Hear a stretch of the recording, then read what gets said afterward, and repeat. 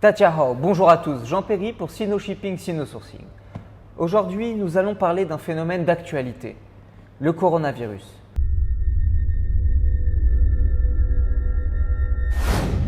Cette épidémie a des conséquences majeures sur l'économie mondiale, sur l'économie chinoise et sur votre chaîne d'approvisionnement. Il s'agit aujourd'hui de voir quelles sont ces conséquences. Quelles sont les conséquences sur la chaîne d'approvisionnement, sur la logistique internationale, donc sur vos importations depuis la Chine vers votre pays de destination. Il faut déjà savoir que les conséquences sur le pays sont très importantes. Donc aujourd'hui, vous avez des documentations, des questionnaires qui sont envoyés à toutes les usines, à toutes les entreprises sur le territoire chinois pour avoir une meilleure visibilité sur la santé de chaque employé.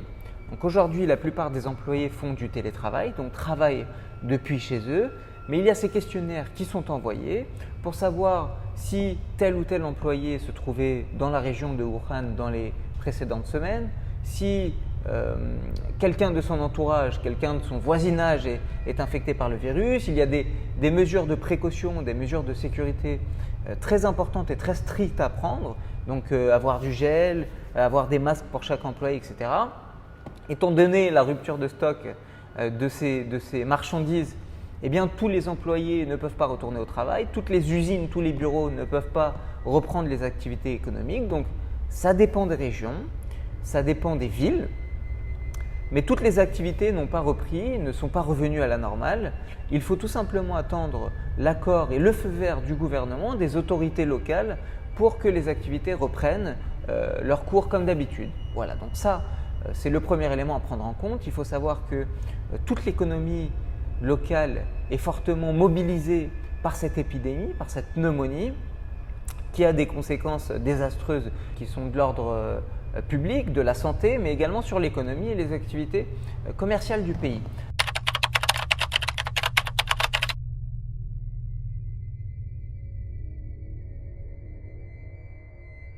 Il faut savoir que pour tous les transports maritimes, les activités autour du port de Wuhan sont entièrement interrompues dans la mesure où toute cette zone est mise en quarantaine. Forcément, c'est de là qu'est parti le virus, donc vous avez une mise en quarantaine de toute cette région afin d'arrêter la propagation du virus. Donc ça, c'est la première chose.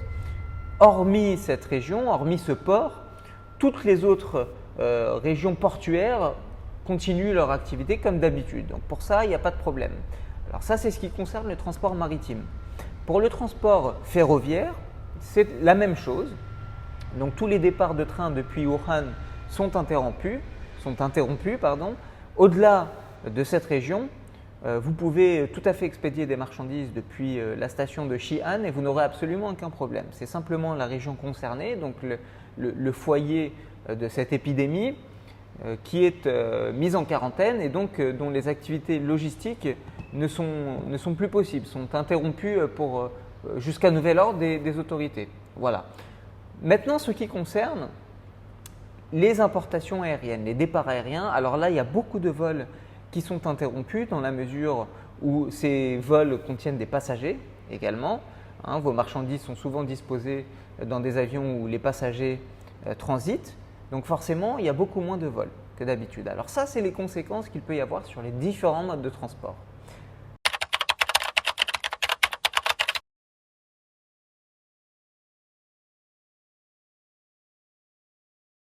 Alors les risques sont inexistants, sont extrêmement bas pour ne pas dire inexistants, sachant que les conditions de survie de virus ne sont pas favorables étant donné le long délai qu'il y a pour les envois par mer.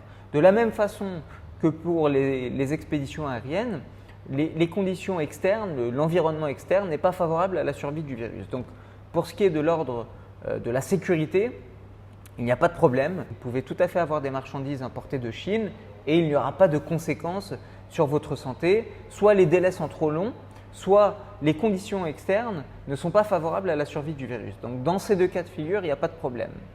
Ce qu'il faut maintenant, c'est tout simplement savoir quand est-ce que les activités vont reprendre, sachant que toute l'économie mondiale, au-delà de l'économie chinoise, est mobilisée, que vos importations sont momentanément interrompu et que tout le monde attend forcément de recevoir ses marchandises.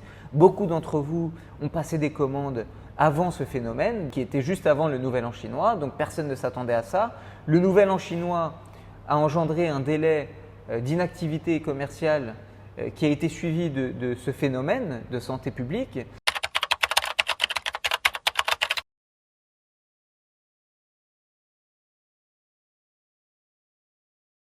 Alors vous savez bien que la plupart des fournisseurs, la plupart des interlocuteurs avec lesquels vous êtes en contact sont très certainement en train de travailler depuis chez eux. Il y en a certaines usines ont repris les activités commerciales, mais ça ne concerne que très peu d'usines. Et donc beaucoup d'employés sont encore en télétravail, c'est-à-dire qu'ils travaillent depuis chez eux. Ce que vous pouvez faire, vous avez différentes options. C'est déjà demander à votre entreprise, à votre interlocuteur plutôt, de vous mettre sur liste prioritaire.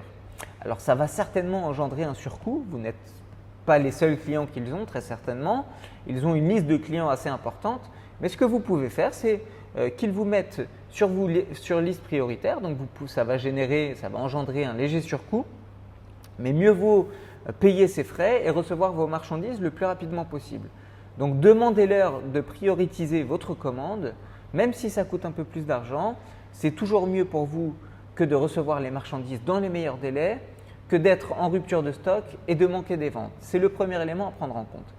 La deuxième chose, c'est de commander des plus grosses quantités, certainement. Vous avez plus de stock, voire presque plus de stock.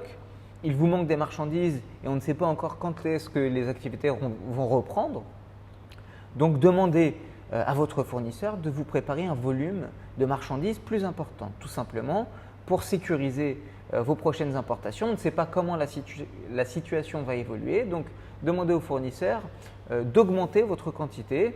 Bien évidemment, vous allez en payer le prix, mais mieux vaut encore une fois avoir plus de marchandises, un stock tampon, un stock de sécurité pour satisfaire votre clientèle dans votre pays de destination. Donc ça, c'est les deux choses à prendre en compte auprès de votre fournisseur. Maintenant, ce que vous pouvez faire, c'est contacter votre transitaire, votre prestataire de transport et lui demander de réserver dès à présent les prochains départs qui sont disponibles, que ce soit par voie ferroviaire, par voie maritime ou par voie aérienne, même si ce dernier mode de transport est assez affecté par la situation actuelle. Mais demandez-leur de préparer votre expédition dès à présent pour ne faire face à aucune contrainte de temps supplémentaire et pouvoir répondre à votre clientèle dans les meilleurs délais.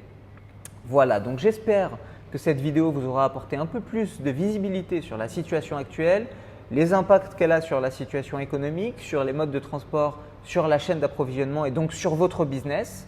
On espère très vivement que cette situation reviendra à la normale. On vous tiendra informé bien évidemment. N'hésitez pas à vous abonner, n'hésitez pas à liker pour plus d'informations. Je vous remercie et je vous dis à très bientôt. 再见。